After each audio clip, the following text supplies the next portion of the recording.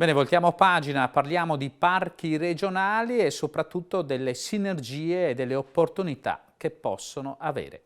Si è tenuto a Villa Letizia, sede dell'Ente Parco Naturale del Fiume Sile, il nuovo incontro tra i rappresentanti dei parchi del Veneto, un percorso di confronto e condivisione cominciato nel 2022 che ha visto coinvolti il Parco Delta del Po, il Parco dei Colli Ogani e il Parco Nazionale delle Dolomiti Bellunesi, un'occasione in cui è stata ribadita l'importanza di un percorso sinergico tra gli enti coinvolti, al fine di attuare una strategia coordinata su temi che toccano da vicino tutti i parchi del Veneto. Abbiamo voluto stimolare un rapporto di stretta collaborazione tra i parchi del Veneto, sia i parchi regionali che il nostro Parco Nazionale delle Dolomiti Bellunesi,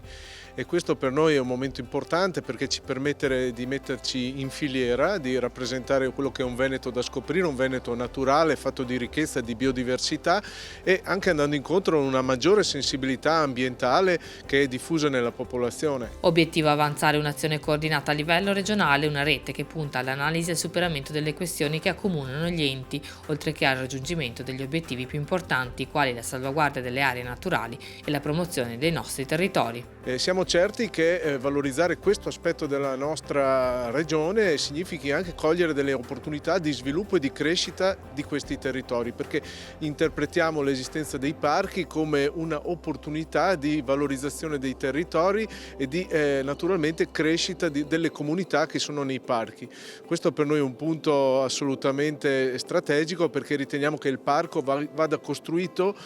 intorno all'uomo, intorno alle attività dell'uomo e delle comunità che insistono nei parchi. Una logica di filiera capace di rappresentare quello che è il Veneto da scoprire con le sue ricchezze naturali e la sua biodiversità. Sviluppata infatti in quest'ottica anche la campagna di informazione e promozione Veneto Naturale, portata avanti nei mezzi di comunicazione e sui canali social. Abbiamo sviluppato una campagna promozionale chiamata Veneto Naturale, che è stata portata avanti nei mezzi di comunicazione e nei social.